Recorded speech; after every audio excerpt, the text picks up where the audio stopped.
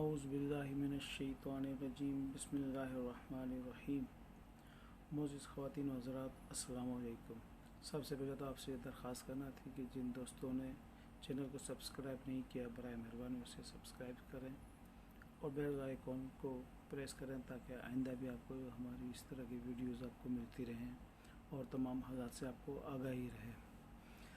मोअज़्ज़िज़ ख़वातीन व हज़रात, जैसा कि आपको मालूम है कि मौजूदा हुकूमत जो PTIMF हुकूमत है उसे कल 2 साल गुज़र गए हैं। 2 साल मुकम्मल होने पर मौजूदा हुकूमत जो है वो इमरान खान साहब की वो खुशी के शादियाने बजा रही है कि जैसे उन्होंने 2 साल के अंदर पाकिस्तान की कौम की काया ही पलट दी हो और वो उस पर जश्न मना रहे हैं। और जैसा कि कल रात वज़ीर आज़म ने एक अपने मखसूस एंकर को अपना इंटरव्यू भी दिया जिसमें उन्होंने अपनी तारीफ़ों के खुद ही पुल बांधे हैं। मैं आज आपके सामने उनमें से चंद हक़ाइक़ का जो है ना वो जायज़ा लेना चाहता हूँ और आप लोगों के इल्म में लाना चाहता हूँ कि इस 2 साल के अंदर तहरीक इंसाफ की जो सिलेक्टेड गवर्नमेंट है, जो हम पर मुसल्लत की गई है, उसने इस मुल्क के साथ क्या किया है, इस मुल्क की आवाम के साथ कितना जुल्म किया है। आप किसी भी शोबे को ले लें, आप हमारे यहाँ इकॉनमी का मसला सबसे पहले जो है वो डिस्कस किया जाता है तो सबसे पहले हम इकॉनमी के ऊपर बात करते हैं।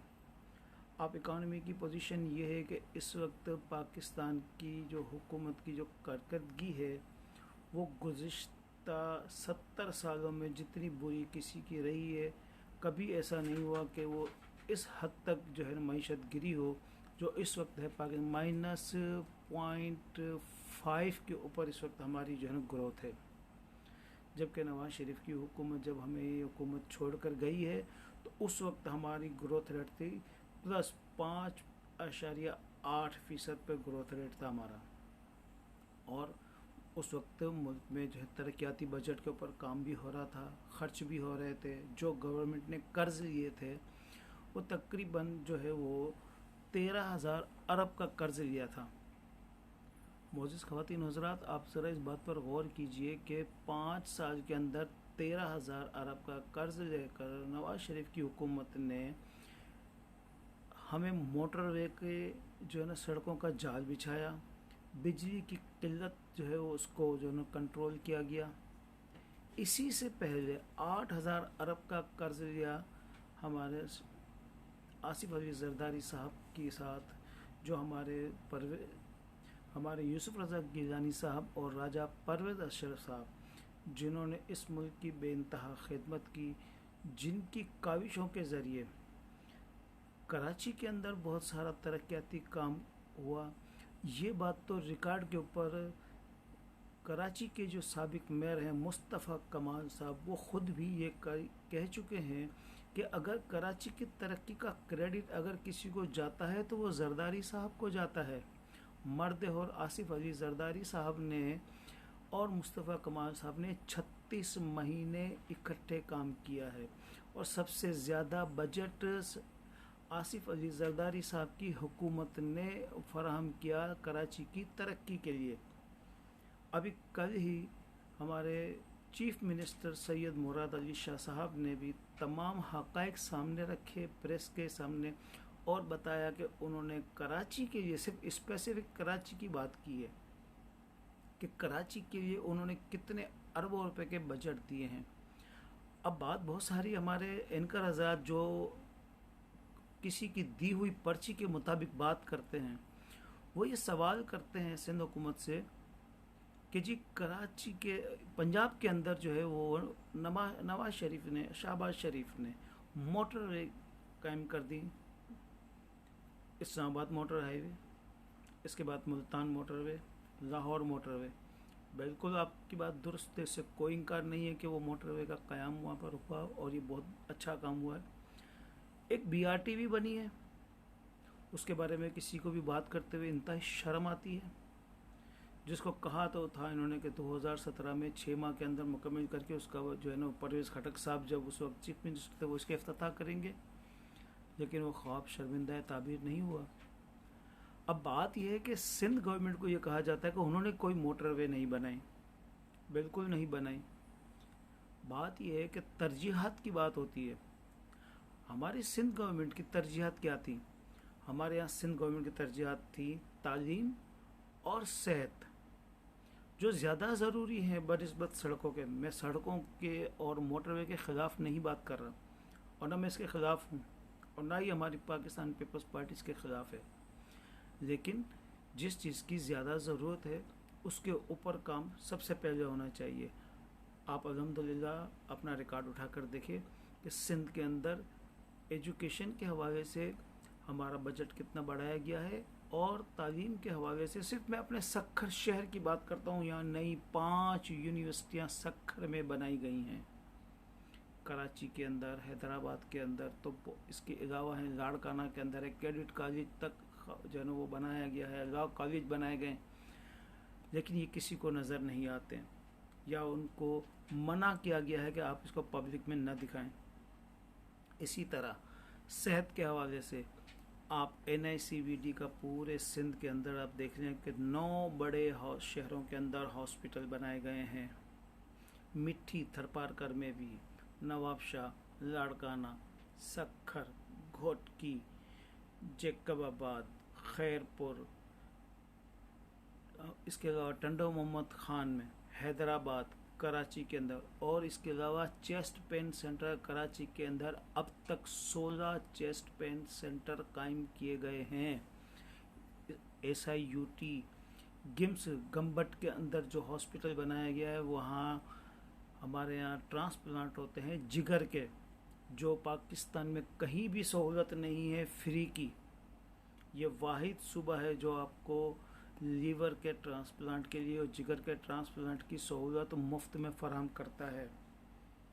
अब हमारा ऐसा ही एक हॉस्पिटल जैकबाबाद में भी शुरू हो चुका है अल्हम्दुलिल्लाह। तो ये है तरजीहात। आवाम की ज़रूरत है सेहत के ऊपर खर्च किया है आवाम के ऊपर। और आप कहते हैं कि जी मोटरवे नहीं बनाए। जी मोटरवे नहीं बने तो आप बताएं आप लोगों ने सेहत के हवाले से क्या किया? अगर आपने कुछ किया होता तो लोग आज कराची नहीं आ रहे होते, आज सिंध के अंदर लोग नहीं आ रहे होते इलाज के लिए पूरे पाकिस्तान से। हम उनको वेलकम करते हैं, हमारे भाई हैं वो। हमें इस पर कोई ऐसा नहीं है कि हम कहें कि सिर्फ वो सिंध जो है ना वो सिंधियों के लिए। हाँ, सिंध हमारा मुकम्मल कराची के साथ है, कराची हमारा सिंध है, कराची ही से सिंध शुरू होता है।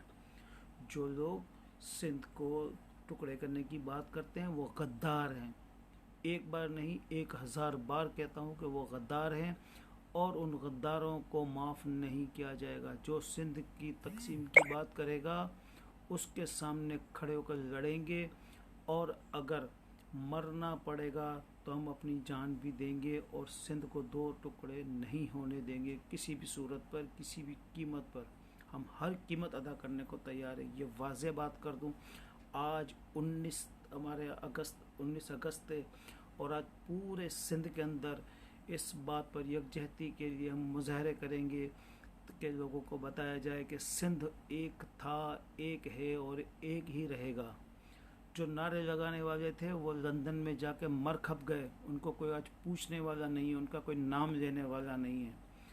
सिंध पाकिस्तान पीपल्स पार्टी वफाक की पार्टी है, इसको मजबूर किया जा रहा है, दीवार से लगाया जा रहा है। लेकिन हम तमाम तर कुर्बानियों के बावजूद भी अपने कायद बिलावल भुट्टो जरदारी साहब और आसिफ अली जरदारी साहब के साथ मिलकर शहीद जुल्फ़िकार अली भुट्टो, मोहतरमा बेनज़ीर भुट्टो शहीद के वायदे के मुताबिक अपनी पार्टी को वफाक की पार्टी के तौर पर ही मजबूत किए जाएंगे। हमारा हर एक जिला, चाहे वो गिलगित बल्तिस्तान के इलेक्शन हो, चाहे वो हमारे यहाँ आज़ाद कश्मीर हो, चारों सूबे हों, हमारे हर जगह पर हम पाकिस्तान की बात करते हैं। अगर हम कहीं तनकीद करते हैं किसी भी इदारे के ऊपर तो वो हमारा कानूनी हक है, हमें आज़ादी हासिल है कि हम गलत को गलत कहें। क्या हमारी जो है अदलिया ने गलत फैसले नहीं दिए हैं तो क्या उनके गलत फैसलों के ऊपर तनकीद करना हमारा जुर्म है? अगर हमारी पाकिस्तान आर्मी की तरफ से कुछ लोग अगर गलत इक़दाम करते हैं, गलत ज़बान इस्तेमाल करते हैं किसी के ख़िलाफ़, या गलत इक़दाम उठाए जाते हैं, या जैसे कि वज़ीर आज़म पाकिस्तान ये कहते हैं कि मेरी हुकूमत के पीछे फ़ौज है, जब वो पार्लियामेंट को कमज़ोर करने की बात करते हैं, तो फिर क्या हमें हक़ नहीं है कि हम उन पर तनकीद करें? क्या इसका मतलब ये है कि फिर जो है वो हयात बलोच को जो है ना वो जहाँ के बीच सड़क पर गोली मार दी जाए? क्या इसका मतलब है कुतुब रिंद का कत्ल कर दिया जाए, या सारंगजोयों को अगवा कर लिया जाए? ये नाकाबिल माफ़ी जुर्म है, इसको बर्दाश्त नहीं किया जाएगा, किसी भी तरह माफ़ नहीं किया जाएगा। हुकूमत की बात करते हैं कारकर्दगी की। मैं मज़ीद इसको लंबा होने से बचाने के लिए बात मुख्तसर कर रहा हूँ। तो क्या किया है हमारे कश्मीर के साथ हमारी इस हुकूमत ने, क्या काम किया है? कश्मीर क्या आज हमारा हिस्सा है? कल तक हम कहते थे कि ये दो तरफा मामला है। आज तो वो जब हिंदुस्तान ने, मैं इसको हिंदुस्तान कहता हूँ, आप इंडिया न कहा करें, ये हिंदुओं का मुल्क हो गया। पहले था सेकुलर तो वो भारत होता था, आज वो सिर्फ हिंदुस्तान है, आज वो सिर्फ हिंदुस्तान है। तो हिंदू मुल्क की बात हम करते हैं, वो हिंदुस्तान, वो हिंदू परिवार के मुताबिक वो अपने सारी ड्यूटीज़ अंजाम दे रहे हैं। बराए मेहरबानी हिंदुस्तान की पॉलिसी को सामने रखते हुए कि वो पाकिस्तान दुश्मन पॉलिसी इख्तियार कर रहे हैं।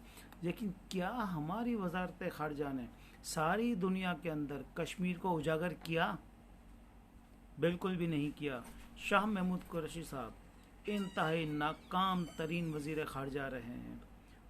हुकूमत पाकिस्तान इमरान खान की सरबराही में उन्होंने जो मुल्क के साथ जुल्म किया है, उसके बारे में मैं आपको बता नहीं सकता जो जुल्म किया है। हमारी सऊदी अरब के साथ हमारी दोस्ती ख़त्म हो गई है, हमारी दोस्ती ख़त्म हो गई है, हमारे ख़तरात हैं। हमारे इस वक्त आप जाकर तो देखें, हमारे चीफ़ ऑफ आर्मी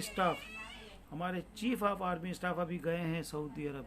उनको क्यों जाना पड़ा है? क्या वो हमारे वज़ीर ख़ारजा हैं? क्या वो वज़ीर आज़म है? क्या उन पर ज़िम्मेदारी है कि ताल्लुकात को बेहतर करें, या वो हमारे सफ़ीर हैं? हम और मोहम्मद बिन सलमान ने उनकी मुलाकात से इनकार किया। क्या ये कम बेइज्जती है? आज कौन हमारे साथ खड़ा है? हम किस किस्म की पॉलिसी तरतीब दे रहे हैं? जब हम आसिफ अली जरदारी साहब ईरान के साथ गैस पाइपलाइन का मंसूबा मुकम्मल करने की बात करते हैं, तो फिर उसकी मुखालफत की जाती है और वो मंसूबा ख़त्म कर दिया जाता है। जब हम रशिया के साथ दोस्ती की बात करते हैं, तो हमारे यहाँ रुकावटें खड़ी की जाती हैं, हमें हुकूमत से निकाल दिया जाता है। ना आप खारजा पॉलिसी के मैदान में कोई काम कर सके। महंगाई का तूफ़ान मचा हुआ है। हमारी अदलिया के फैसले वो एग्जीक्यूटिव ऑर्डर्स में जो है ना वो मदाखलत कर रहे हैं। अदलिया का काम एग्जीक्यूटिव में जो है मदाखलत करना नहीं है। अगर आपको इतना ही शौक़ है तो अपने जो है ना ओहदों से इस्तीफ़ा दे दें और आ जाएं, सियासत कर लें। आपको कोई मना नहीं करता है। देखते हैं आप कितने डैम बनाते हैं, डैम के पैसे खाकर कहाँ चले गए ये अदलिया के जज साहबान। हम तो फिर भी अदलिया की इज़्ज़त करते हैं। जुल्फ़िकार अली भुट्टो की फांसी को भी कबूल करके बैठे हुए हैं हम खामोशी के साथ, और फिर भी ये कहते हैं कि पाकिस्तान खपे। लेकिन कब तक हम अपने लोगों का प्रेशर बर्दाश्त करेंगे? एक हद होती है। आपको कराची में बारिशें नज़र आती हैं, कराची में बारिश का पानी नज़र आता है, लेकिन क्या यही सूरत हाल KPK में और पंजाब में नहीं हुई है? क्या लाहौर के अंदर जो है ना वो गाड़ियाँ तैरती हुई नज़र नहीं आए आपको? क्या आपने इंसाफ दे दिया साहिवाल के जो है ना वो मासूम बच्चों को, जिनके वालिदैन को उनके सामने कत्ल कर दिया गया? क्या हम लाशें उठाते रहेंगे और यह हुकूमत जो है वो मीठी गोलियां खा के सोती रहेगी, आवाम के सामने झूठ बोलती रहेगी, और अपने पालतू मुकर्रर किए हुए जो तर्जुमान हैं उनको छोड़ा जाएगा? कि आज अगर पीपल्स पार्टी की तरफ से किसी ने हुकूमत पे तनकीद की, तो फिर आपके तर्जुमान खड़े होंगे और वो गाली गलौज शुरू कर देंगे। कभी मुस्लिम लीग नून की तरफ से किसी ने कोई तनकीद की, अपोजिशन का किरदार अदा किया, तो आप उनको गालियाँ देना शुरू करेंगे। कौमी असम्बली में तकरीर की जाए तो वहाँ आप मुराद सईद जैसे छोकरे को खड़ा कर देते हैं बकवास करने के लिए। स्पीकर साहब का रवैया बिल्कुल भी मुनासिब नहीं। जब अब्दुल कादर पटेल साहब तकरीर करते हैं, हमारे सालार साहिल, जब वो बात का जवाब देने आते हैं तो उसको बात नहीं करनी दी जाती, उसके माइक बंद कर दिए जाते हैं। क्या इसी को जमहूरियत कहते हैं? क्या यही आपके 2 साल की कारकर्दगी है? आपके यहाँ से चीनी नायब, आटा नायब, अब काटन की शॉर्टेज हमारे सामने आ रही है। मुझे बताएं तो सही, क्या सब कुछ हम इंपोर्ट करेंगे? हमारी अपनी कहाँ गई? हमारी फसलें कहाँ गई? हमारी चीनी का रेट क्यों 110 रुपये तक पहुँच गया है? वज़ीर आज़म साहब, आप जिस चीज़ का नोटिस लेते हैं उसका बेड़ा गर्क हो जाता है, वो चीज़ मार्केट से गायब हो जाती है। आटे का आपने नोटिस लिया, आप दूसरों पर इल्ज़ाम लगाते हैं। करें मुकाबला कोर्टों के अंदर, आप खड़े हों, अपना फॉरेन फंडिंग केस का जवाब दें, मालूम जब्बा केस का जो है ना जवाब दें। मत लें स्टे के पीछे क्यों छुपते हैं आप, जब आपने कुछ किया ही नहीं है? आप देना अजीम आबाजी की जो है ना मनी ट्रेल। मियाँ नवाज शरीफ साहब और मोहतरमा मरीम नवाज साहब से तो मनी ट्रेल बहुत मांगते हैं। जरदारी साहब से तो आप बहुत जो है ना उल्टे सीधे केस करते हैं। हमारे सैयद खुर्शीद अहमद शाह साहब को बग़ैर किसी जुर्म के आपने 1 साल से कैद में रखा हुआ है, उनकी ज़मानत नहीं होने देते हैं। ये क्या इंसानी हुकूक की खिलाफ वर्जी नहीं है? क्या शाह साहब का कसूर ये था कि उन्होंने आपके सारे यू टर्न्स गिनवाए थे? आप तो कहते हैं कि यू टर्न लेने वाला बड़ा अजीम आदमी होता है, बड़ा अजीम लीडर होता है, तो आपके तो यू टर्न गिनवाए थे उन्होंने, और आपको इतना बुरा लग गया कि अब आप उनकी ज़मानत नहीं होने दे रहे।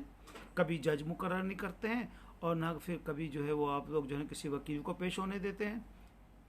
हर बार जो है ना कोर्ट से जो है ना वो वापस चले आते हैं। हमारे आसिफ अली जरदारी साहब शदीद बीमार हैं, ये मैं नहीं कहता, ये आप सब कहते हैं, तमाम आपके अपने दोस्त कहते हैं, आपके डॉक्टर्स की रिपोर्ट है वो बीमार है। फिर उनको इस कंडीशन में आप क्यों बुलाते हैं?